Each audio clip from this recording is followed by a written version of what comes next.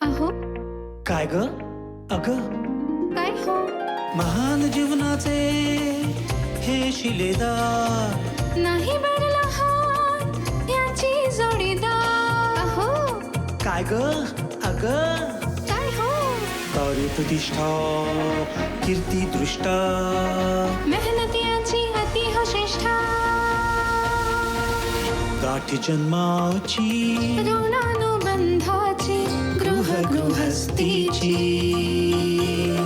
जोडी बघा हे खुलून दिसे जोडी बघा हे खुलून दिसे आमचे हे आमची आमचे हे आमचे हे आमची आमचे हे आमची. नमस्कार. सह्याद्री वाहिनीच्या सर्व रसिक प्रेक्षकांचं मी स्मिता गवाणकर मनापासून स्वागत करते. प्रेमाची भाषा व्यक्त करताना कवी सुधीर मुळीक यांच्या खूप छान ओळी आहेत. आहेत खूप जखमा उपचार पाहिजे, आहेत खूप जखमा उपचार पाहिजे, प्रेमालाही विम्याचा आधार पाहिजे. मौनात राहणे आहे तिचा अजेंडा, मौनात राहणे आहे तिचा अजेंडा, प्रेमालाही माहितीचा अधिकार पाहिजे. आता प्रेम व्यक्त करण्याची भाषा प्रत्येकाची वेगळी वेगळी. कधी कधी मौनातूनही प्रेम व्यक्त करता येतं, तर कधी प्रेम व्यक्त करायला जावं तर शब्दच फुटत नाही. पण त्याही पलीकडे काहींच्या प्रेमाची व्याख्या ही वेगवेगळी असते, पण ती मात्र त्या दोघांनाच कळते. अशाच प्रेमाची ही सुंदर गोष्ट. यांच्या लग्नाला ना आता 29 वर्ष पूर्ण झालेली आहेत आणि मैत्रीला अहो बालपणीचा काळ सुखाचा अशी यांची ही मैत्री. अशा या प्रेमाच्या गोष्टीतील आमचे हे आहेत सुप्रसिद्ध गायक, सुप्रसिद्ध लेखक, पटकथाकार, दिग्दर्शक आणि निर्माते केदार शिंदे. आणि त्यांची ही म्हणजे आमची ही आहे सौभाग्यवती बेला केदार शिंदे. त्यांचं आपण स्वागत करूया. नमस्कार. ओ हो राजमान्य राजश्री केदार शिंदे आणि बेला शिंदे यांचं स्वागत करूया. महाराष्ट्राच्या सर्व रसिकांच्या वतीने तुमचं मनपूर्वक स्वागत. थँक्यू. मला वाटतं 34 वर्ष केदार तू आमच्या महाराष्ट्राच्या सर्व रसिकांना रिझवतोयस. हो. पण त्या पाठीमागे जो एक मोठा असा खमका स्तंभ आहे बेला शिंदे. तुमच्या दोघांच्या प्रेमाची गोष्ट काय ऐकायची आमच्या सर्व रसिकांची इच्छा आहे, तर आपण बसूया. हो नक्की. बेला दे केदार शिंदे असं म्हटल्यानंतर आपसूक ना बेला शिंदे हे नाव असं शांत हळुवारपणे येतात. बेला तू इतकी सुंदर दिसते, इतकी तेजस्वी दिसतेस की मला खूप आनंद झाला आहे. आणि माझ्या सगळ्या मैत्रिणींनी तुला इतक्या बेस्ट कॉम्प्लिमेंट दिलेल्या आहेत की आज बेला काय बोलते ह्याची आम्हाला खूप उत्सुकता आहे. केदार शिंदे कुणीही नव्हता, म्हणजे केदार शिंदेची सुरुवात होत असताना जिने साथ दिली ती खरी मैत्रीण असं आमच्या सगळ्या मैत्रिणींचं म्हणणं आहे. तर द केदार शिंदे होण्यापर्यंतच्या प्रवासामध्ये तुझा इतका सुंदर वाटा आहे यासाठी तुला मनपूर्वक तुझं कौतुक, अभिनंदन आणि तुला खूप खूप शुभेच्छा. थँक्यू. केदार हा म्हणता 30 वर्ष होत आहेत लग्नाला. हा म्हणजे तू असा का बघतोस असा? नाही, मला मी एकदम रिवाइंड झालो माझं. हो ना. मग हो. 750 रुपयात लग्न झालं ना तुमचं? 750 रुपयात आणि 29 वर्ष टिकलंय. मी माझ्या मुलीला पण सांगतो बघ 750 रुपयात झालं लग्न, 29 वर्ष टिकले आहे. कारण तुम्ही किती रुपयांमध्ये लग्न करता त्यापेक्षा तुम्ही दोघं एकमेकांना किती समजून घेता हे जास्त महत्वाचं क्या असतं. बात आहे. सो तसं 29 वर्ष, त्याच्या अगोदर 5 वर्ष आमचं अफेअर. आणि त्याच्या आधी 2 वर्ष तो माझ्या मागे होता. मी मागे तिच्या. मी जवळजवळ बालपणातच प्रेमात हो, मी पडलो. म्हटलं की बालपणीचा काळ सुखाचा अशी तुमची मैत्री. हे पण छान असतं ना अशा वेळेला हात घट्ट धरणं हे महत्वाचं. कारण प्रसिद्ध झाल्यावर कितीतरी लाईन लागेल ग. पण केदार कुणीच नव्हता. खरं तर बेला तू पण भरतनाट्यम वगैरे शिकायचीस ना? शिकलेली आहे. बेला कोलवालकर, कोलवालकर. गिरगाव. सांग ना, गिरगावातली. तू पण आर्टिस्ट ना? हो, मी तिथे भरतनाट्यममध्ये पण मी परफॉर्मन्स करायची, बॅलेमध्ये करायची.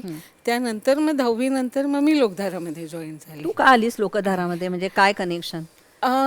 गिरगावातले राजू संजू होते ना, त्यांची ओळख झाली आमच्या बरोबर. आणि त्यानंतर त्यांनी रिक्वेस्ट केली की मुली हव्या आहेत लोकधारासाठी.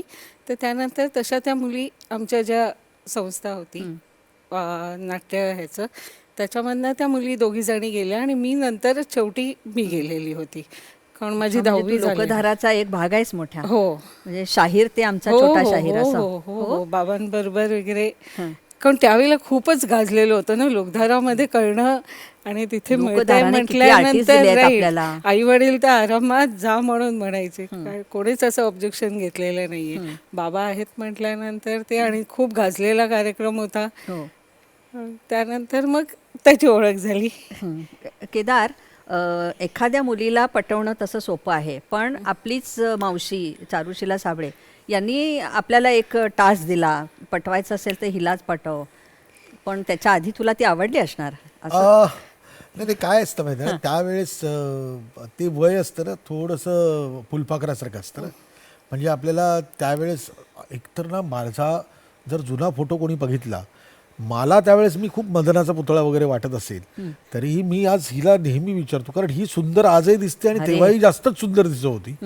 मी तिला म्हटलं की तू कसं काय मला हो म्हटलंस अशा चेहऱ्याच्या मुलाकडे. तिचा एक थॉट होता की तिने ते गुण बघितले होते, तिला असं वाटलं होतं की मी खूप फायटर आहे, अग्रेसिव्ह आहे आणि फोकस्ड आहे माझ्या कामामध्ये, त्याच्यामुळे तिने हो म्हटलं.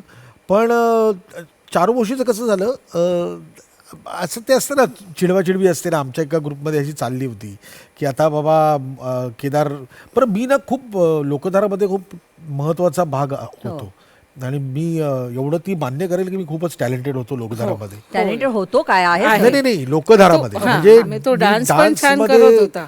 फारच अप्रतिम व्हेरी नाचायचो. नाईस. सो ते माझ्याकडे मी शो झाल्यानंतर पण लोकांचा जो एक कल यायचा किंवा त्या वयातल्या ज्या मुली असायच्या त्या आपल्याकडे बघतायत असं आपल्याला जे वाटायचं ना, त्यावेळेस दिल्लीला जाताना चारुमावशी मला रेल्वेमध्ये बोलली की आमचं काहीतरी गंमत चालली होती आणि असं ही बर्थवर झोपली होती. तर मला तिने सांगितलं की इकडे तिकडे काय बघतो, तुझी हिंमत असेल ना या मुलीला पटवून दाखव, असं म्हणून माझं पहिल्यांदा मी हिच्याकडे बघितलं आणि ठरलं की बस आता हे चॅलेंज आपण घ्यायचं. तर ते टफ होतं.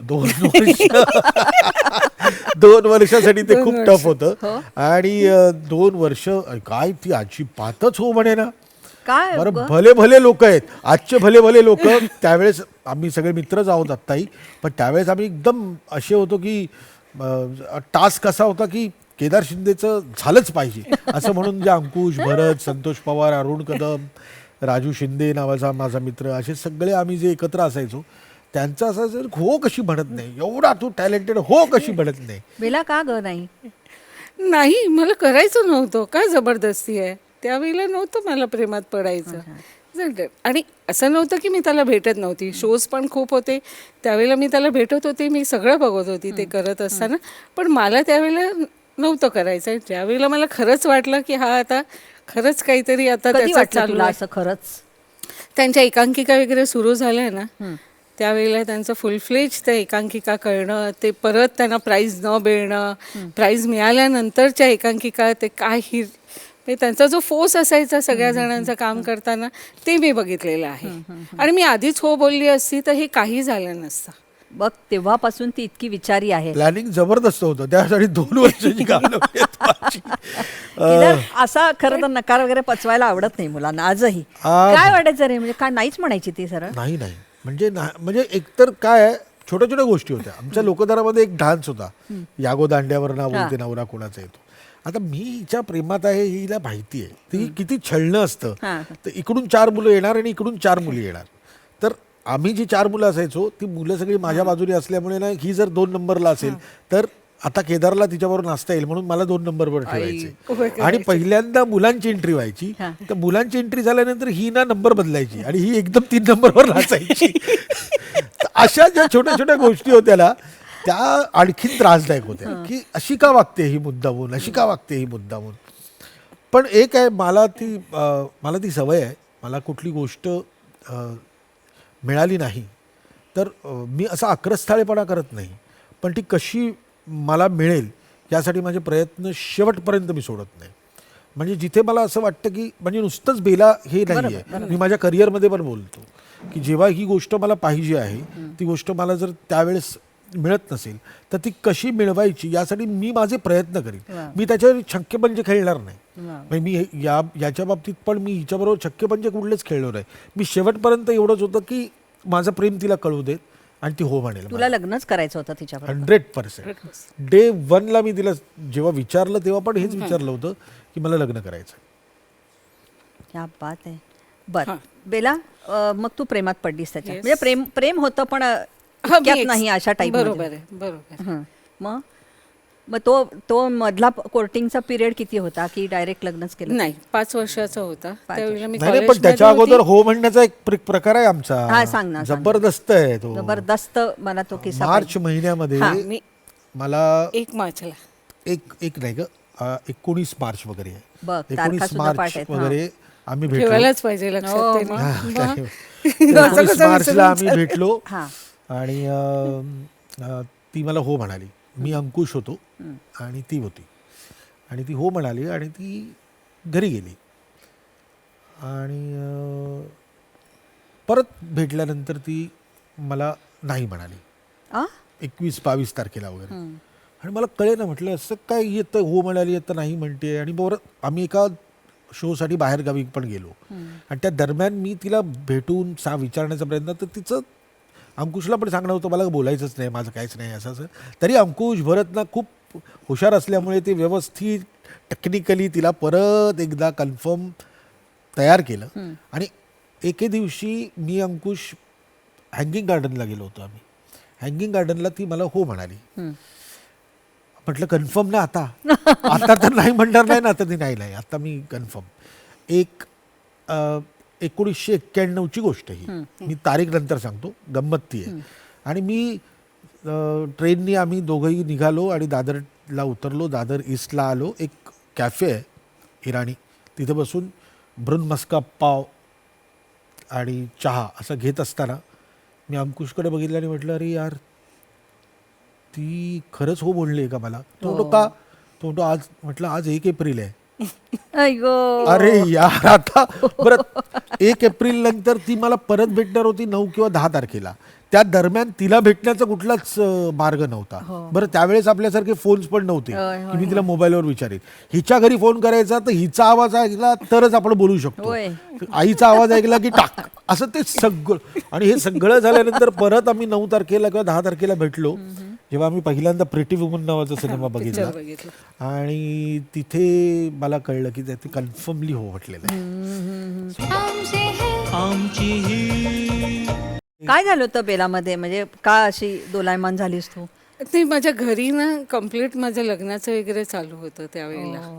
म्हणून मग मी घरी गेल्यानंतर काहीतरी ॲटमॉस्फिअर तिथे वेगळं असायचं. आणि मग मी ह्याला कमिट केलेलं आहे ऑलरेडी, तर त्या ह्याच्यामध्ये मी होती दोघांच्या ह्याच्यात.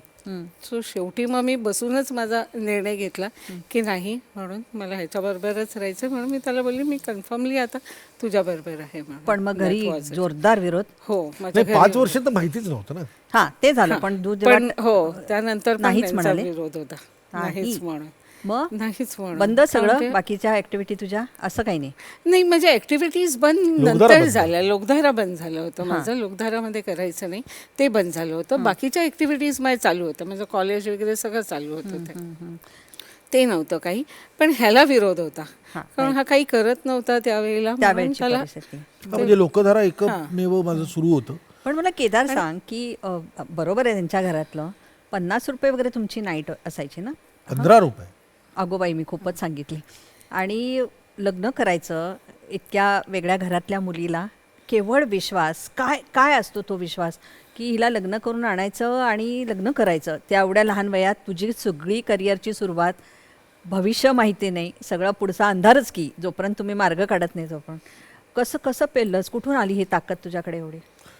एक महत्त्वाची गोष्ट होती की माझ्या सोबत बाबा होते, शाहीर साहेब. शाहीर. त्यांच्या घरी मी राहत होतो.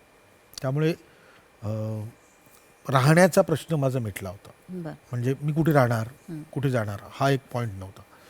लोकधारा माझं सुरू होतं, त्यामुळे पैसे येत होते. लोकधाराचे शोज प्रचंड असायचे आणि त्यावेळेस ते पॅशन होतं आणि मागचा पुढचा विचार नव्हता. मी माझ्या मुलीला नेहमी सांगतो की तुझ्या आईने मला निवडलं आणि तिच्या वडिलांनी नंतर का होईना मंजुरी दिली. तू चुकून माकून असं काही केलं असतंस तर मी त्याला कापलं असतं. हे बघ, कारण आणि म्हटलं, करशील तू, अजूनही करशील. नाही नाही असं मला असं वाटतं की हिचं खूप खूप धैर्य लागतं यासाठी.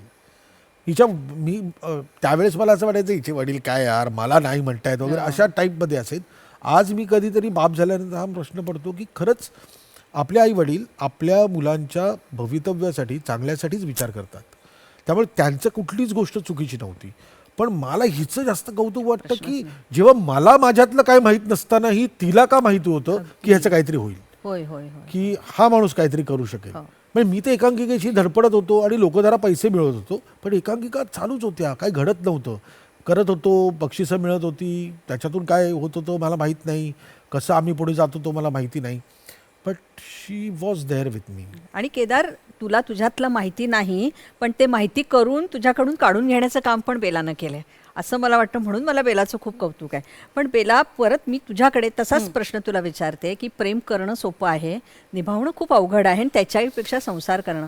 एका छान चांगल्या घरातली मुलगी, जिथे तू सिक्युअर वातावरणात आहे, पारितोषिकं मिळणं, जय जयकार होणं, कौतुक होणं हे बाजूला, आणि संसारात पडून संसार करणं अशा कलाकाराबरोबर ज्याचं चालू आहे, म्हणजे तो करेल नक्कीच.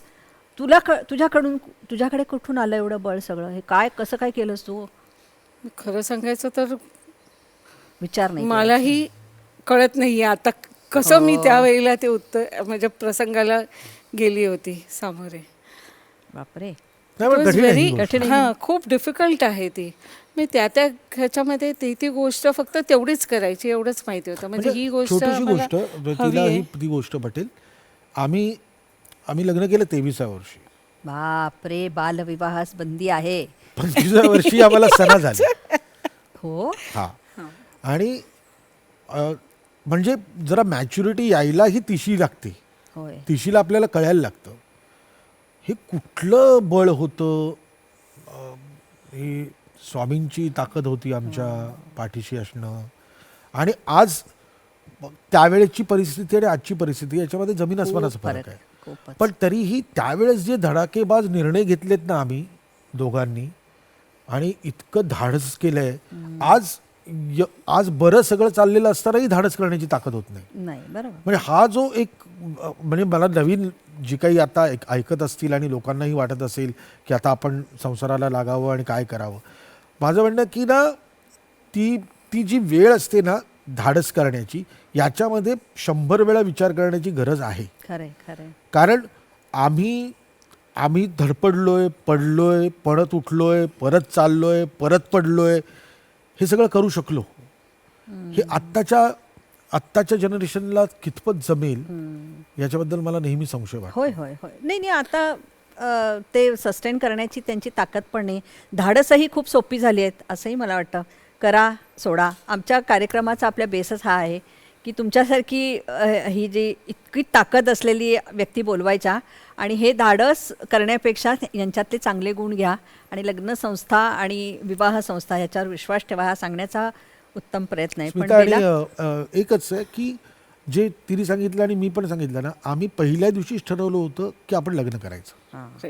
तिथेच येणार. आणि 5 वर्षाच्या आमच्या अख्ख्या अफेअरच्या काळामध्ये एक तर तिला खांद्यावर हात ठेवलेला आत्ताही आवडत नाही.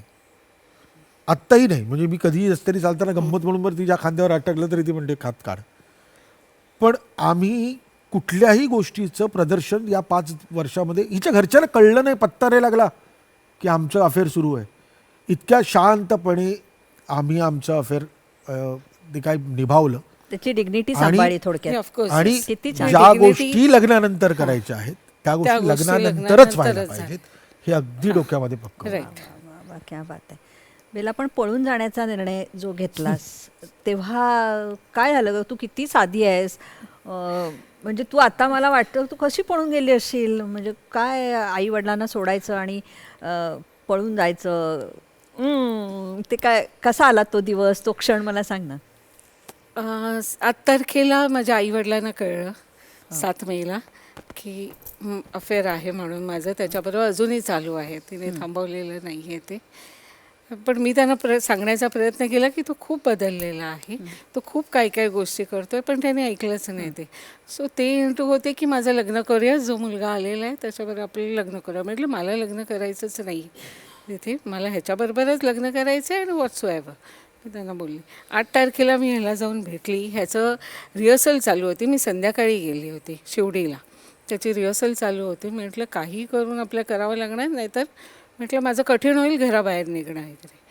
म्हणून मग त्यानंतर मग 9 तारखेला ह्याच्या घरी कॉलेज बंद, कॉलेज सोडून 7-7:30चं कॉलेज असायचं ते न करता मी याच्या घरी गेली आणि बाबांना सांगितलं की असं असं आहे म्हणून आजच करावं लागेल, नाही तर कठीण होईल तिथे.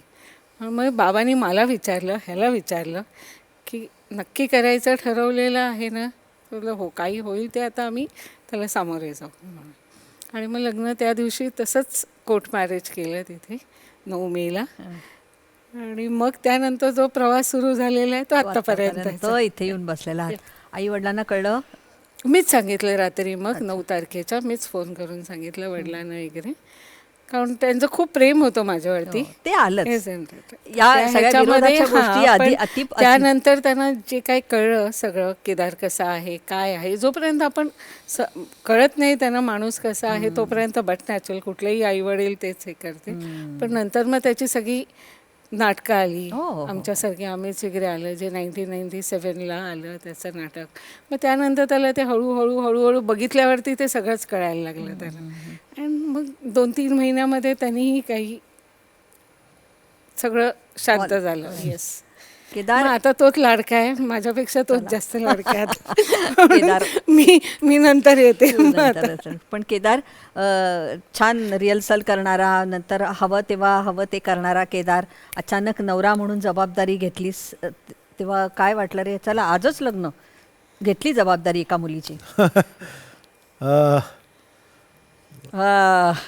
आय डोंट नो यार, कधीतरी असा विचार येतो की त्या क्षणी तो डिसिजन घ्यावा लागला आणि त्या क्षणी माझ्याबरोबरची सगळी मित्रमंडळी म्हणजे मला आता माझी मुलगी विचारते ना, कारण मी कॉलेजमधनं गेली होती, माझ्याकडे काही बर्थ सर्टिफिकेट वगैरे काही नव्हतं.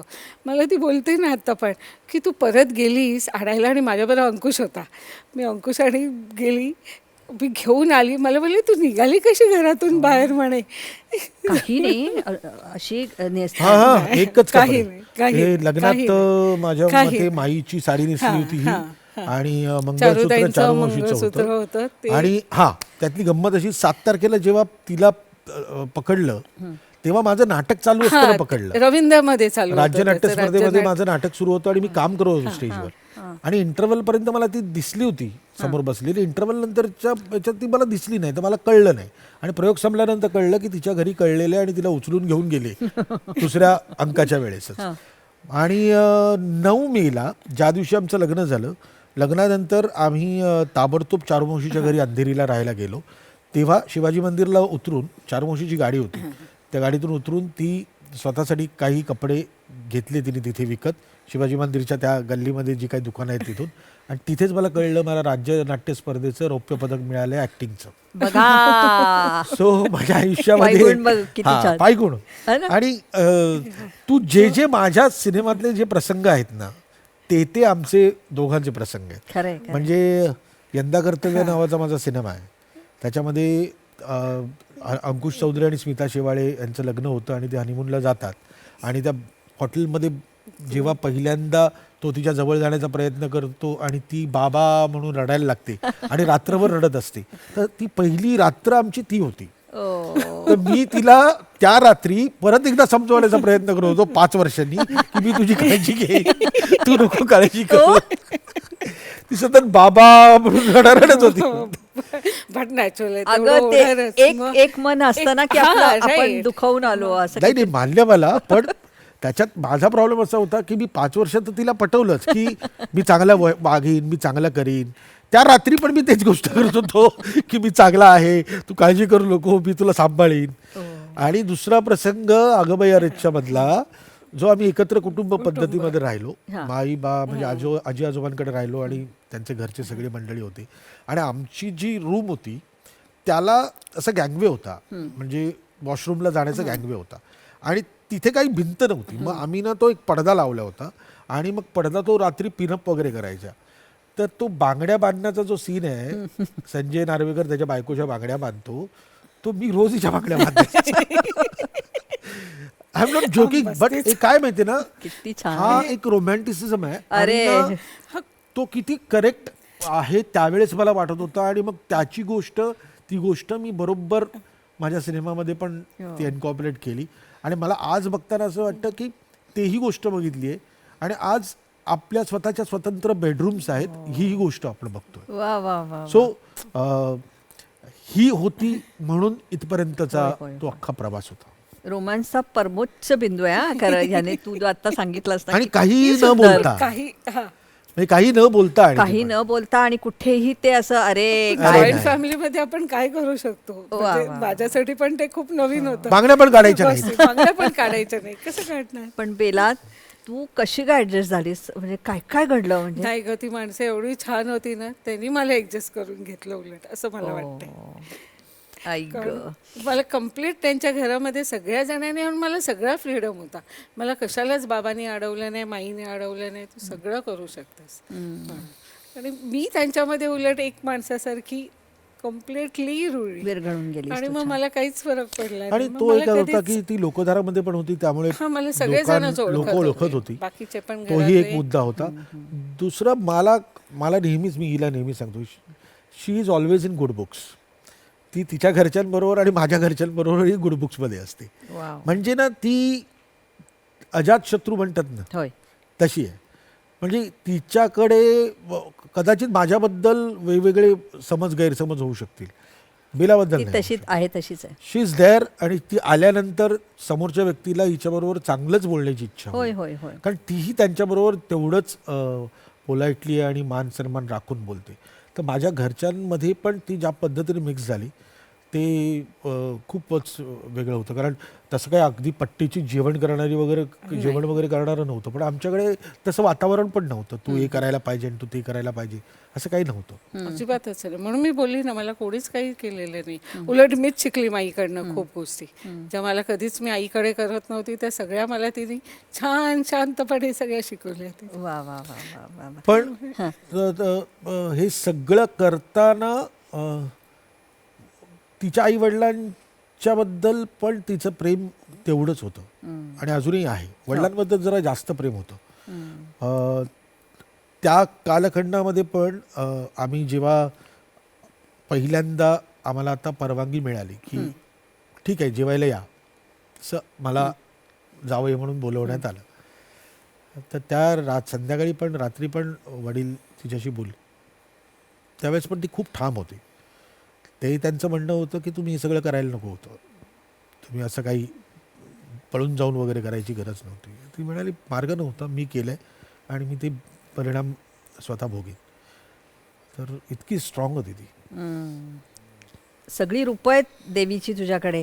एका बाजूला अशी मऊ आहे, दुसऱ्या बाजूला अशी ती दुर्गा पण आहेस, तिसऱ्या बाजूला तू सांभाळून घेणारी आहेस, त्याच्या घरची लक्ष्मी पण आहेस तू. आमचे है ज्या वेळेला आपण लग्न करतो, येतो, प्रेमाने सगळं छान होतं, पण आर्थिक जेव्हा गोष्टी येतात की आता आपल्याला मुलगी झाली आहे आणि वेगळं जेव्हा तुम्ही झालात, तेव्हा पैचा हिशोब करावा लागतो. भांडं घ्यायचं झालं ना तरी आपल्याला कुठे स्वस्त मिळेल ह्याच्याकडे. ते कसं तू केलंस, म्हणजे संसार उभा केलास, ते पवईचं घर, ह्याच्यामध्ये असं एक छान अंतर आहे, ते सुद्धा प्रेमाचं. जसं मिळत होतं त्याच गोष्टीमध्ये थोडं थोडं थोडं करत सगळं साठवत गेली मी. म्हणजे मला छोटीशी विचारायचं की गोष्ट हा अनुभव नसताना तू कसं केलंस असं एवढं बळ? स्वामींच्या कृपेने असेल मी म्हणते. आणि मला केदारचं जे प्रेम. काय केदारचं प्रेम तर होतच, तो माझ्या खंबीर पाठीशी आहे, अजूनही आहे. कुठल्याही गोष्टीत मी चुकली तरी तो शांतपणे मला सांगतो. तो कधीच आरडाओरडा त्यांनी केलेला नाही, कधीच नाही. मी सणांनी कधी आम्हाला भांडताना पण बघितलं, आमचे वाद होत असेल कुठल्याही प्रसंगी, पण असं नाही होत. स्वामींच्या कृपेने मला सगळं, माझं फक्त एवढंच होतं की मी सगळ्या गोष्टींना डिस्ट्रीब्यूट करते. म्हणजे 100 रुपये मिळाले तर ही गोष्ट मी 20 रुपयेच ह्याच्यावरती खर्च करेन. हे जे मी करायची ना ते अजूनही मी आत्ताही तेच करते की 100 रुपये मिळाले तर 20 रुपये ह्याच्यासाठी लागले, तर मग त्यातले 5 रुपये जर का आपले सेव्हिंग होत असतील तर मग मी ते वाचवून ठेवून द्यायचे. आणि मला सेव्हिंग करायची अजूनही खूप आवड आहे. मला कितीही मिळाल्यानंतर मी काही गोष्टी असतात जे मी त्या लपवून ठेवून देते, जे ह्यालाही सांगत नाही मी त्या बघ, काय गोष्टी. काय आता मी- रहस्य आता खुलतायत. अच्छा पेटारा मलाही माहित नाही. हे माहीतच नव्हतं मग म्हणते ते- तो. 20 हे वर्षात. माहितीच नाही आहे. नाहीये. माहितीच नव्हतं नाही, माहितीच पण नाहीये. त्याच्यामुळेच ते साठवण्यात जातात ना. Isn't it? म्हणजे मी 5-5 रुपये जर का साठवले तरच माझ्या गोष्टी पण एक आहे घरात की नवीन येईल. अफेअर पासून ते मग मी पैसे जरा व्यवस्थित कमवेपर्यंत मी हिच्याच पैशांवर वाढलोय.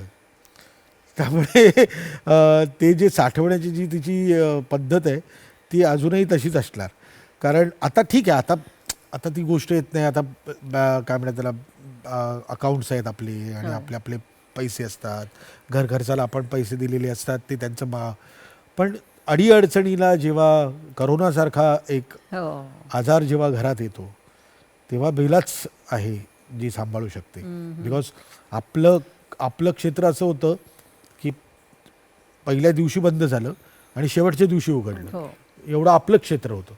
आणि कितीही आपण काय म्हणतात त्याला सेटल्ड वाटत असलो लोकांना, तरी काय जळतंय ते आपल्यालाच माहिती असतं. So grass is always green on other side. correct. समोरच्याला नेहमीच असं वाटत असतं काय लाईफ आहे यार, ग्लॅमर आहे, एवढे पैसे आहेत, एवढी गाडी आहे. हो, पण त्याचे EMI जातोय, घराचा EMI जातोय, त्याबरोबरीने घर खर्च आहेत. जसं आपलं स्टँडर्ड ऑफ लिव्हिंग वाढत जातं त्याप्रमाणे तेवढे खर्चाला पैसे पण लागतात. हे सगळं करत असताना अचानक जेव्हा तुला 1.5 वर्ष काहीच काम नसतं आणि आपले साठवलेले सगळे पैसे असे असे असे असे कमी होत जाताना दिसतात आणि पुढे कधी आपल्याला काम सुरू होईल याची शाश्वती नाहीये, त्यावेळेस बेलाच असते घरामध्ये सांभाळणं. पण तू इतक्या नम्रपणे मान्य केलंस की बेलाच्याच पैशावर मी मोठा झालो, ह्याच्यातच तुझा मोठेपणा आला बरं का. नाही, हे पण खरी मान्य गोष्ट आहे. मी जेव्हा अफेअर होतो ना तेव्हा हिला जेव्हा भेटायचो ना तेव्हा मी तिला सांगायचो मला 100 रुपये दे ना, तर ती काढून द्यायची मला 100 रुपये. ऐ. पण मला सेव्हिंगची सवयच आहे. म्हणजे ती आधीपासून होती, वडिलांपासून असेल आलेली. Business पण त्यांना family ना? बिझनेस फॅमिली आहे म्हटल्यानंतर त्यांना ती सवय होती की, आणि ते सांगायचे मला की माझे सेव्हिंग्ज हे आहेत, माझे ते आहेत, इथे आहेत बाबा. किंवा त्यांच्या ज्या वेळेला कामावरती मी जायची त्यावेळेला ते मला सांगायचे की हे काढून घेऊन ये, तिथे मला लागणार आहेत. तर ती गोष्ट मला ती लहानपणापासून मी बघितली असल्यामुळे ती सेव्हिंगची मला सवय लागली होती. ती अजूनही चालू आहे. मी काही झालं तरी माझ्याकडे माझे सेव्हिंग्ज असतात जे मी केलेले असतात. उगीच सांगितलंस तू. नाही, पण नाही, ते पण अवघड त्याला होईल. मिळतच नाही, त्याला सापडूच शकणार नाही ते अजिबात. आणि एवढं घर अस्ताव्यस्त करण्याची माझी हिंमत नाहीये नाही. ना. कारण एक तर शी इज व्हेरी स्ट्रिक्ट. म्हणजे ती जवळजवळ आमच्या घरामध्ये हिटलर आहे माझ्यासाठी आणि सणासाठी, स्वच्छतेच्या आणि टापटिपीच्या सगळ्या गोष्टींमध्ये. त्यामुळे आमची हिंमतच नाही की कुठल्याही गोष्टी इकडे तिकडे करण्याची. वा वा वा. मन स्वच्छ, पर्सनॅलिटी स्वच्छ, अरे एकदम सगळं तू स्वच्छ. घरी येऊन बघ कळेल तुला. बरं केदार, तू काहीतरी करणार हे तुलाही माहीत होतं, इतरांनाही माहीत होतं. पण नवं लग्न, नवं प्रेम, नवं लग्न म्हणजे पहिलं लग्न, छान तिला घरात आणलेलं आहे आणि आपली करिअरही आता जोरानं न्यायची आहे. ऑल द बेस्टमध्ये तू खरं तर काम करत होतास, थोडे थोडे पैसे जमवत होते. कशी दिशा तू आखलीस? आणि त्यावेळेला नाही का तुला भीती वाटत होती की अशी एक सुंदर मुलगी घरी आणली आहे खरी, तर तिला छान आनंदात ठेवायचं आहे, आपणही आनंदी राहायचं आहे. आणि हे कसं तू मग, काय होतं तेव्हा तुझी मनस्थिती, काय डोक्यात ठेवलेलंस? बेला प्रेग्नंट राहिली ना त्या दिवशी माझ्या पायाखालची जमीन सरकली. तोपर्यंत सगळंच नव्याचे 9 दिवस होते. तोपर्यंत असं वाटत होतं की सगळं छान आहे, मी लोकदारामध्ये पैसे कमवतोय, आमच्या दोघांचं लग्न झालं आहे, किती छान आहे, किती छान आहे. आणि एक दिवस मला कळलं की शी इज प्रेग्नेंट आणि आपलं मूल हिच्या पोटामध्ये आहे. त्या क्षणापासून मी खूप सिरियस झालो. मग काही प्रसंग घडले जिथे आम्हाला वेगळं राहावं लागलं. मग हिला त्रास होऊ नये म्हणून मी हिला तिच्या घरी पाठवलं आणि त्या भाड्याच्या घरामध्ये मी एकटाच राहून मग तिथे मी माझी नाटक लिहायला सुरुवात केलं. मला असं वाटतं मनोमनी, श्रीमंत दामोदर पंत, ह्या 2 गोष्टी मी तिथे लिहिल्या. मग तोपर्यंत सणा झाली होती. सणा काही महिन्यांची झाल्यानंतर आम्ही पुढच्या भाड्याच्या घरामध्ये राहायला गेलो गोरेगावला. तिथे मी तू मी नावाचं नाटक लिहिलं. आई ग. आणि असं एक हळूहळू प्रयत्न सुरू ठेवले. पण आम्हाला एक मात्र खरं आहे की आमच्या फॅमिलीला आम्ही आमच्या घरामध्ये राहत नाही, आम्ही तिघही स्वामींच्या घरामध्ये राहतो. सो ना आम्ही कम्प्लिटली सरेंडर तिकडे आहोत. आम्ही प्रयत्न करतो, मला कोणीतरी देणार आहे आणि मी घरी झोपून राहिलो असं नाही होऊ शकत. मी सगळे प्रयत्न करीन, पण शेवटी जे काही देणं आहे हे स्वामी ठरवतील. त्यामुळे आजपर्यंत प्रत्येकजण, तू पण मागतेस देवाकडे आणि मी पण मागतो देवाकडे की मला हे मिळायला पाहिजे, ते मिळायला पाहिजे. पण आमच्या तिघांपैकी असं होत आहे की ना, आम्हाला जे चांगलं वाटतं ते देत नाहीत. त्यांना जे आमच्यासाठी जे चांगलं असेल त्यांना वाटतं ना तेच मिळतं. पाहिजे. वा वा. सो ना तो एक भाग आमच्या तिघांमध्ये खूप महत्त्वाचा आहे. त्यामुळे ते जे तू म्हणतेस ना की काय काय प्लॅन केलं, तर प्लॅन काहीच नव्हतं. फक्त एकच आहे की लवकरात लवकर सेटल व्हायला पाहिजे आणि सेटलमेंट या क्षेत्रामध्ये येणार नाही आहे हे कळण्याचं पण वय नव्हतं. एका दृष्टीने बरं असतं नाही ग हे असं. हां, म्हणजे पण एक आहे ना की तेव्हा फक्त एकच आहे की जबाबदारीची जाणीव खूप होती की मी लग्न केलंय, आता माझं मूल तिच्या पोटामध्ये आहे आणि आता ही माझी जबाबदारी आहे. ही जबाबदारीची जाणीव जोपर्यंत तुम्हाला होत नाही आणि त्याचं दडपण येत नाही ना, तोपर्यंत तुम्ही माणूस म्हणून पुढे जाऊ शकत नाही. वा वा वा वा. आणि मग ते बाळ हातात आलं आणि घेतलंस तेव्हा. उत्तम. एक तर मला मुलगीच पाहिजे होती. हो. मी हिला सांगितलं होतं मुलगा झाला असता तर मी खूप चान्सेस घेणार. मी तयार नव्हती. हे छान आहे, ही धमकी आवडली मला. हा, मला पहिली मुलगीच हवी होती आणि मी म्हटलं एक मुलगी बास आहे मला एक तर आमच्या शिंदे फॅमिली सगळी मुलांचीच आहे, हो, मुलगीच सगळे नाही मुलगे, आहे. त्यामुळे मला सणा झाली आणि जस्ट सणा बघ ना, सणा जन्माला आली तेव्हा मी श्रीमंत दामोदर पंतची रिहर्सल करत होतो. खरं अर्थाने श्रीमंत झालास ना. श्रीमंत करून गेली मला. होय होय होय. हा, म्हणजे खूप चांगली कामं त्यानंतर मला मिळत गेली. आणि मग आमचं पहिलं घर पवईचं, ते पवईचं घर झाल्यानंतर आता आम्ही त्याच बिल्डिंगमध्ये आम्ही आता तिसऱ्यांदा शिफ्ट झालो आहे. म्हणजे पहिलं झालं, मग ते विकलं, दुसरं विकलं आणि आता तिसरं घेतलं. म्हणजे आधीची 2 घरं विकूनच तिसरं घर घेतलं. पण ही जी प्रगती आहे ती त्या जबाबदारीची जाणीव आहे आणि ते प्रेशर आहे. आणि मी तिला नेहमी सांगितलं होतं, लक्षात ठेव, आपल्याला ना आपल्या दारामध्ये कोणी येता कामा नये. त्यामुळे आमच्या घरातला चमचा सुद्धा आमचा आहे. आहा. मी सगळ्यांचा मान अपमान ठेवीन, सगळ्या मान सन्मान ठेवीन, त्यांना घरी बोलवीन, जेवायला देईन. कोणी माझं घर नाही चालवत आहे, घर तू चालवतेस. त्यामुळे तुझा अधिकार पूर्णपणे असायला पाहिजे. नाही तर काय होतं माहिती ना की तुम्ही नीट ठरवा, तुम्हाला एकत्र कुटुंब पद्धतीमध्ये राहायचं आहे तर मग तुमची माइंडसेट त्याप्रमाणे असायला पाहिजे. का तुम्हाला न्यूक्लिअर फॅमिलीमध्ये राहायचं आहे तर तुमचं माइंडसेट त्याप्रमाणे असायला पाहिजे. तुम्ही न्यूक्लिअर फॅमिलीमध्ये राहून तुमच्या घरच्यांचे सगळे प्रेशर्स तिकडे नाही वापरू शकत. खरे खरे रे. त्याला कंपार्टमेंट करण्याची गरज आहे आणि ती गरज आम्हाला आमच्या अनुभवाने मिळाली. त्यामुळे आज आम्ही तिघं ज्या पद्धतीने घरात, आणि बरं माझ्या घरच्यांशी उत्तम संबंध आहेत, हिच्या घरच्यांशी माझे उत्तम संबंध आहेत. त्यामुळे आम्ही जातो ते तेवढ्यापुरतं राहतं. सणासाठी या, सणापुरतं या, वाढदिवस आहेत, गणपती घरामध्ये आहे, या सगळ्यांसाठी या. कधी तुमच्याकडे काही सण असेल तर आम्ही तुमच्याकडे येतो.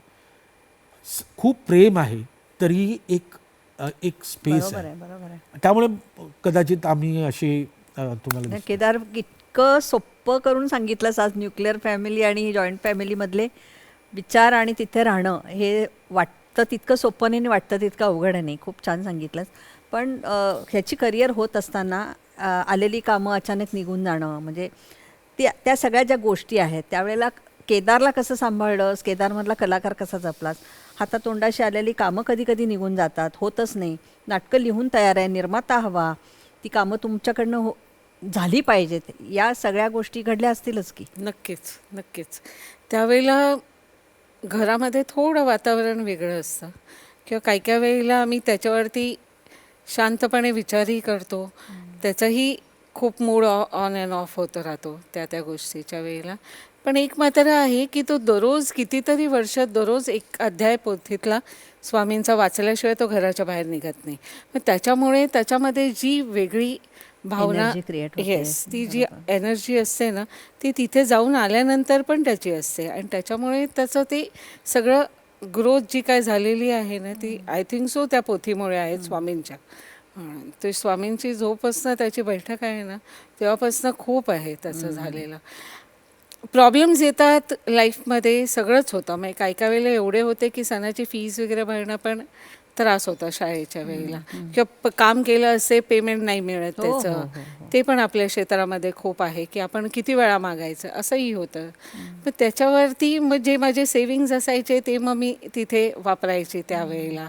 हे अशा ह्याच्यामधनं हळूहळू हळूहळू हे सगळं केलेलं आहे. हेच आमचे है आमची ही केदार, तू इतका संवेदनशील आहेस की तुझ्याबरोबर काम करणं म्हणजे एक प्राईड असतं सगळ्यांना. हे सगळे जे अनुभव आलेले की स्वतःला आलेलं रिजेक्शन, पैसेच न मिळणं, उशिरा मिळणं किंवा हातातोंडाशी आलेलं कामच निघून जाणं, या सगळ्या अनुभवातून तू असा सुंदर माणूस झाला आहेस का? नाही, मी सुंदर आहे की नाही मला माहिती नाही, पण मी शांत माणूस नक्कीच झालो आहे. मला ज्या लोकांनी खूप अगोदर बघितलं आहे त्यांना ती गोष्ट प्रकर्षाने जाणवते की मी खूप चिडखोर होतो, मी खूप माझे मूड स्विंग्स होते. आणि असं नाही की मी आता 50 झाल्यानंतर झालो. मला असं वाटतं एक 7-8 वर्षापूर्वी काही घटना आयुष्यामध्ये घटतात, त्याच्यानंतर आपल्याला समजायला लागतं की आपलं काय बरोबर आहे आणि काय चुकीचं आहे. तर ते सेल्फ रिअलायझेशन आहे ना, ते प्रत्येक क्षणी माणसाचं होणं गरजेचं आहे. त्याशिवाय तुम्ही पुढे नाही सरकू शकत. रिजेक्शनचं म्हणशील किंवा अशा कटू अनुभवाचं म्हणशील, काल परवा आलेला असा आत्ताचा पण आता माझा अनुभव आहे.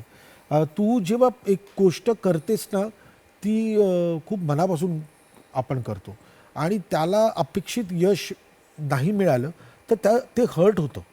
म्हणजे आपण माणूस आहोत ना, आपण इतके निगरगट्ट नाही आहोत की अरे अच्छा हे फ्लॉप गेलं का, चला आता काय नाही, आपलं काय, असं नसतं ना. नाही नाही नाही. मी त्याच्यासाठी, कारण ते मूल जन्माला घालण्यासारखं आहे गोष्ट, की मी त्याच्यासाठी जवळजवळ 8 ते 9 महिने काढलेले आहेत आणि एक मूल जन्माला घातलं आणि मग कळलं की मूल सर्वाईव्ह नाही होऊ शकलं. तर ते जे त्रास असेल एखाद्या आईला, तोच त्रास मलाही होतो जेव्हा ही रिजेक्शन होतं. मला पूर्वी, आता कदाचित मी कसा वागतो ही जास्त सांगू शकेल, पण मला असं वाटतं की माझ्याकडे 2 खूप खंबीर माणसं माझ्या जवळ आहेत, एक बेला आणि एक सना. त्यामुळे घरातलं वातावरण हे अत्यंत शांत, सुंदर आणि निरोगी असतं. आणि मी नेहमी सांगतो की जर तुमचं घर शांत आहे ना, तर तुम्ही चांगलं काम करू शकता. ज्या क्षणी घरातच तुमच्यामध्ये थोडा प्रॉब्लेम असेल ना, तर ते सगळं रिफ्लेक्ट होतं तुमच्या कामामध्ये. तर ते आजपर्यंत बेला आणि सनानी उत्तम ठेवलेलं आहे, अगदी काल परवापर्यंत पण. म्हणजे एका क्षणानंतर मी तिला सांगितलं की आता सोमवारपासून मी कामाला लागणार, आणि ती म्हणाली ओके डन, सोमवारपासून तू काम कर सुरू. पण तो सोमवार येईपर्यंतचा जो एक 10-15-20 दिवसांचा जो काळ होता, तो माझ्यासाठी खूपच त्रासदायक होता. म्हणजे मी कितीही चांगला आहे आणि मी किती शांत आहे आणि हॅपी आहे हे मी किती दाखवण्याचा प्रयत्न केला, तरीही मी दिग्दर्शक आहे आणि तेवढा अभिनय मला जमतोय असं मलाच वाटत असतं ना. शेवटी ती बायको आहे, तिचा नवरा कसा आहे ते तिला जास्त कळत असतं ना, आणि तो कुठल्या मनस्थितीतून जातोय. सो ते आर देअर. आणि हे यश अपयश हे येणारच आहे. फक्त रिअलायझेशन काय होतं, अगदी काल परवा मला एक रिअलायझेशन झालं, जे मी कधीतरी विचार करतो, हे तरी कुठे मी विचार केला होता की मी आज इथे दूरदर्शनला येईन आणि अशी मुलाखत आमच्या लग्नाची देईन, हे मी त्या 23व्या वर्षी कुठे विचार केला होता. खरंय का? खरंच आहे. अरे हो ना. सो मग हे तर झालंच ना, स्वामींनी करून दिलं ना, त्याच्या पुढचं पण स्वामी करून देतील. आपण आपले प्रयत्न करत राहूया. बापरे बापरे. बरं केदार, सही इतकं चाललं, तुझं दामोदर पंत इतकं चाललं, त्यावेळेला ते सक्सेस तू कसं घेतलं? बऱ्याच वेळेला असं होतं की बापरे, म्हणजे असं पाठी लागतात माणसं, आपल्या सह्या घेतात, हे घेतात, आणि दुसऱ्या वेळेला अपयश आलं की अगदी म्हणजे वाटेल ते बोलतात. हे बॅलन्स कसा करायचा असतो माणूस म्हणून? बैठक स्वामींची. फक्त मी असं काही अंधश्रद्धाळू नाही, पण मी श्रद्धाळू नक्कीच आहे. आणि स्वामी काही देत नाहीत आपण मागितलेलं, याच्याबद्दल मी ठाम आहे. असं नसतं की स्वामींकडे आपण हे मागितले आणि आपल्याला मिळतंय. स्वामी तुम्हाला रसातळाला जाईपर्यंत तुम्हाला तिथपर्यंत ठेवतात आणि मग हात देतात, पण ती वर उठण्यासाठी जी शक्ती आहे ना, ती आपल्याला कमवावी लागते. ते तुम्हाला सहजासहज काही देत नाही. पण मला एक नेहमी प्रत्येकाला सांगावं असं वाटतं, तुमचा एक गुरु असायला पाहिजे. कारण काय, आपलं धकाधकीचं आयुष्य आहे, आपण सतत कामात आहोत. गुरु कोणी असू शकतो, आई वडील पण गुरु असू शकतात. इट्स नॉट नेसेसरी की कुठला तरी परमेश्वरच गुरु असायला पाहिजे. कदाचित बायको पण गुरु असू शकेल. अगदीच प्रश्नच तर तो गुरु तुमचा असायला पाहिजे जिथे तुम्ही मनमोकळेपणाने खरं सगळं बोलू शकता. कदाचित मी खूपशा गोष्टी बेलाला सांगत नसेन ज्या माझ्या कामासंबंधित असतील. खरंय खरंय. माझ्या पर्सनल गोष्टी तर बेलाला सगळ्याच माहिती आहेत, पण मला कधी कधी असं वाटतं की मी बेलाला सांगू नये, ह्याचा त्रास तिला नको होऊ दे, मी घेईन. पण ह्या सगळ्या गोष्टी मी माझ्या गुरूंना सांगतो. सो मी तिथे जेव्हा बसतो तेव्हा मी कम्प्लिटली कपडे उतरून असतो की तुम्ही तुमच्यासमोर सगळं आहे. बरोबर. तर हे जे कंपार्टमेंट्स आहेत ना, हे तुम्हाला करावे लागतात जर काम करायचं असेल. किती छान. बेला, तुला ह्याने अभिनय करावा असं वाटला नाही? म्हणजे मी कुठे बघितलंच नाही नंतर, म्हणजे लोकधारा, ऑल द बेस्ट, ह्याच्या पलीकडे केदार कधी अभिनय करताना नाही दिसला का? नव्हतंच त्याचं पॅशन ते? तुला ऍक्टिंग करायची होती? मला नाही वाटत त्याला ऍक्टिंग करायची होती. त्याला नाहीच करायची होती. बिहाइंड द कॅमेराच मी चांगला ऍक्टर आहे. फक्त माझ्या 2 मित्रांनी मला ऍक्टर होऊन दिलेले आहे. भरत आणि अंकुशला माहिती होतं की आपल्यापेक्षा जास्त चांगला आहे हा, याला दिग्दर्शक बनवूया म्हणून ऍक्टिंग काढून घेईल समोरच्यांकडनं. म्हणून तुला हे केलं का? नाही, असं काही बिहाइंड द कॅमेरा मधली गंमत आहे.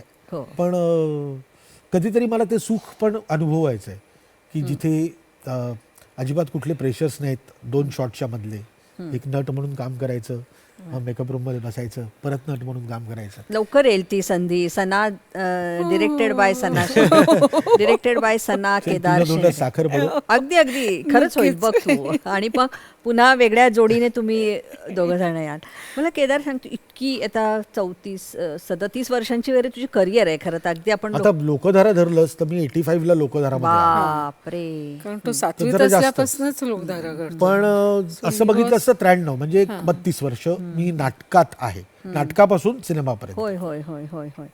हे तुला सुचणं जे आहेत वेगवेगळ्या नाटकांचं विषय, ते कुठून येतात? म्हणजे काय त्याचा हे काय आहे, स्रोत काय आहे की एक टाकी ते लिहायचं आणि हुबेहूब उभं करायचं जे आम्हाला आवडायला पाहिजे, हे एक प्रेशर आहे आणि ते आम्हाला आवडलं. आणि केदार शिंदेचं नाटक म्हणजे वा, ते सही रे सही वगैरे ही तर आता म्हणजे काय, तो आता एक लिजंड म्हणून त्याचा आता आपण इतिहासातच नोंद करणार. नाटकांचा इतिहास लिहिला तर तुझे 2-3 पानं आहेतच त्याच्यामध्ये. ते कुठे सुचतं तुला? काय सुचण्याची प्रक्रिया काय? म्हणजे लेखक काय आहे तुझा तो? मी थोडासा माझ्या लेखकाला खूप अंडर एस्टिमेट करतो. जे मला ही पण नेहमी सांगते. मी हो, मग काय. मला दिलीप प्रभावळकर पण सांगायचे. जेव्हा जेव्हा भेटतात ते तेव्हा सांगतात की तुझ्यातल्या लेखकाला तू मारलंस. ऐक. कारण मला असं वाटत होतं की मी दिग्दर्शक असल्यामुळे लेखकाला दिग्दर्शक डिक्टेट करतोय की हे असं मला पाहिजे, हे असं मला पाहिजे, लिहून दे. आणि मग लेखक लिहितोय. पण शेवटी कल्पना लेखकाला सुचलेली आहे ना, दिग्दर्शकाला सुचलेली नाही आहे. सो आता माझं लेखन खूप कमी झालेलं आहे. जे मला सुरू करायचं आहे, पण असंख्य प्रपंच डोक्यामध्ये आहेत. आणि लेखन ही गोष्ट अशी आहे ना, त्याला एक थोडी शांतता लागते आणि भूक लागते. मला जेव्हा भूक लागेल ना की हे मला लिहायचं आहे, तेव्हाच ते लिहून होईल. किंवा मला नेहमी स्मिता सुरुवात, मध्य आणि शेवट असं कम्प्लिटली दिसल्याशिवाय माझं लिखाण होत नाही. म्हणजे मी असं सुरू केलं आहे आणि पुढे काय करायचं माहीत नाही असं तर माझं काही नाही होणार. त्यामुळे मी लिहीन, पण लवकरच लिहीन. सुचतं कसं हा मला कसंही सुचू शकतं. मी आता बसलोय तर मला आत्ताही सुचू शकतं. तुला उपाशीच ठेवतो, थांब आता थोडे दिवस. केदार, इतकी मजा आली आहे मला हे सगळे प्रेमाची गोष्ट ऐकताना. पण मला सांग की काय असतं रे, म्हणजे लग्न म्हणजे काय, नंतर सहचर म्हणजे काय, जोडीदार म्हणजे काय, काय सांगशील? इतके सगळे प्रवाह, इतक्या सगळ्या वेगळ्या वाटा, यश अपयश, तिला सांभाळणं, तुला सांभाळणं, कलाकार जिवंत ठेवणं, आपल्या मुलीला सुंदर सांभाळणं, काय मला जरा उत्तरं सांग. ते म्हणतात ना, लग्न पाहावे करून. ही गोष्ट करून पाहण्याची आहे आणि नुसतीच करून पाहायची नाही आहे, तर ती जबाबदारी घेण्याची पण गोष्ट आहे. आज इतक्या वर्षानंतर जेव्हा जेव्हा रोज सकाळ उजाडते, म्हणजे माझे खूप छोट्या छोट्या सवयी आहेत आणि ज्या खूप इम्पॉर्टंट आहेत आमच्या तिघांमध्ये. आजही आम्ही दिवसा सकाळी मी कामावर कुठल्याही गोष्टीसाठी निघण्याच्या अगोदर पहिला कप चहा आणि त्याच्यानंतरच्या अर्धा तास गप्पा ह्या रोज आमच्याकडे होतात. आणि आल्यानंतर पुन्हा एक तास गप्पा त्या सोफ्यावर बसून तिघांच्याही रोज होतात. वा. तर प्रॉब्लेम कुठे येतो माहिती आहे ना, संवाद कमी झाला ना तर मग विसंवाद निर्माण होतो. त्यामुळे तुमच्या संसारामध्ये जर उत्तम राहायचं असेल, हे बघा वादविवाद तर होणारच आहेत, माझे हिचे वाद खूप होतील, ते कसे ठेवायचे आणि किती किती चौकटीत ताणायचं ठेवायचे. आणि किती सोडायचं. So, मला नेहमी असं वाटतं संसार is like a rubber band. So तू दोन्ही साईडनी जर ताणलास ना तर तुटणारच आहे. तर एकाचही समजा ताणायला सुरुवात केली तर दुसऱ्यानी सैल सोडण्याची गरज आहे. तर ह्या छोट्या छोट्या गोष्टी आहेत ना, या अनुभवानेच येतात. आणि प्लीज आणि प्लीज, आई वडील मूर्ख नसतात जेव्हा आपल्या मुलांना काही गोष्टी सांगत असतात. खरंय. आज मला माझे आजोबा नेहमी म्हणायचे, मी कसंही वागायचो ना, तर बाबा म्हणजे शाहीर म्हणायचे मला की तुला मूल झालं ना तुला कळेल. आणि आज मला ना ते प्रत्येक क्षणी जाणवतं. जेव्हा जेव्हा सणा काहीतरी असं काहीतरी, सणा तर अत्यंत आज्ञाधारक मुलगी आहे आमची दोघांची पण तरीही काही गोष्टी मला अशा 19-20 वाटल्या ना, तरी असं वाटतं की हे तिला कळत कसं नाही आहे. मग मला जाणवतं की ते एज. आणि दोघांचेही गुण सणामध्ये करेक्ट आहेत. त्यामुळे आज आम्ही आमच्या संसारामध्ये ज्या पद्धतीने खूप शिस्तप्रिय, खूप फोकस्ड आहोत, तिच्याही लग्न संस्कृतीबद्दलचा तिचा विचारही एवढाच फोकस्ड आहे आणि शिस्तप्रिय आहे. वा वा. आणि हे करण्याची गरज नाही, हे असंच व्हायला पाहिजे. आपण होऊन झाले. तिच्या बोलण्यावरनं तरी तसं आहे. अरे नक्कीच, तुमच्या दोघांची ते सुंदर रत्न आहे. ते रत्नसुद्धा आता दिग्दर्शक म्हणून हळूहळू पुढे नावारूपाला येऊ देत. आणि बेला, मला खूप आनंद झाला. तुमच्या लग्नाची गोष्ट ऐकली नव्हती आणि तुलाच आम्ही आधी कधी ऐकलं नव्हतं. पण ह्याला उपाशी ठेव, ह्याच्याकडनं भरपूर लिखाण करून घे, ही सगळी तुझी जबाबदारी आहे. केदार, तुला भरपूर शुभेच्छा. अजून भरपूर मनोरंजन आणि त्या बरोबरीने सुंदर कार्यक्रम, मालिका, नाटक, चित्रपट तू आम्हाला देणार आहेस, हे वचन मी तुझ्याकडून घेते.